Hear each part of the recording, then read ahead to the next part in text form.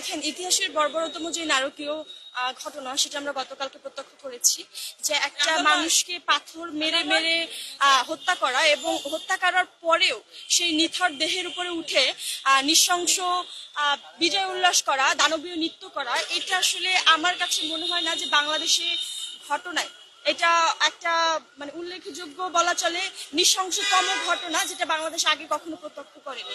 তো এই ঘটনার প্রেক্ষিতে আমরা দেখেছি গতকাল সারা দেশ থেকে, বিভিন্ন জায়গা থেকে, শিক্ষা প্রতিষ্ঠান থেকে শিক্ষার্থীরা স্বতঃস্ফূর্তভাবে এবং সাধারণ মানুষজন স্বতঃস্ফূর্তভাবে নানাভাবে প্রতিবাদ জানিয়েছে।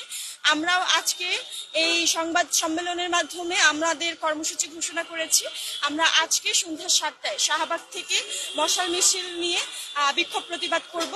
সবাইকে সেখানে থাকার জন্য, সাংবাদিক ভাই বোনদের থাকার জন্য আহ্বান জানিয়েছি। কেউ যদি ছাত্রলীগ আওয়ামী লীগের কালচারগুলোকে ধারণ করে তাদের মতো করে আবার ছাত্রলীগ আওয়ামী লীগ হয়ে উঠতে চায়, তাহলে তাদের ছাত্রলীগ এবং আওয়ামী লীগের পরিণতির কথা আমি মনে করিয়ে দিতে চাই যে ছাত্রলীগ আওয়ামী লীগের শেষ পরিণতি কিন্তু শুভকর হয় নাই। তারা কিন্তু বাংলাদেশের মানুষের কাছে গ্রহণযোগ্যতা পায় নাই, বরং বাংলাদেশের মানুষজন সমূলে স্বপ্রণোদিত হয়ে রাস্তায় নেমে এসে কিন্তু জুলাই তাদেরকে দেশ ছাড়া করেছে, দেশ ত্যাগ করেছে। তাদের নেত্রী কিন্তু পালিয়ে যেতে বাধ্য হয়েছে। তো সেই জায়গা থেকে যদি ইতিহাস থেকে শিক্ষা না নিয়ে তারা যদি একটা সুষ্ঠু ধারার রাজনীতি চর্চা করতে না পারে, তাহলে আমি বলবো আপনারা রাজনীতি করা বন্ধ করে দেন।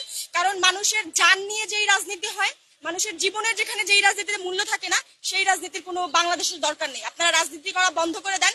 যদি সেই আওয়ামী লীগের কালচার, আওয়ামী লীগের ন্যারেটিভ ধারণ করে আওয়ামী লীগের কালচারকে এস্টাবলিশ করার জন্য, দ্বিতীয় আওয়ামী লীগ হওয়ার জন্য আপনারা উন্মাদ হয়ে থাকেন, সেক্ষেত্রে জনগণ আপনাদের বিরুদ্ধে রায় দিবে, জনগণ আপনাদের প্রতিহত করবে।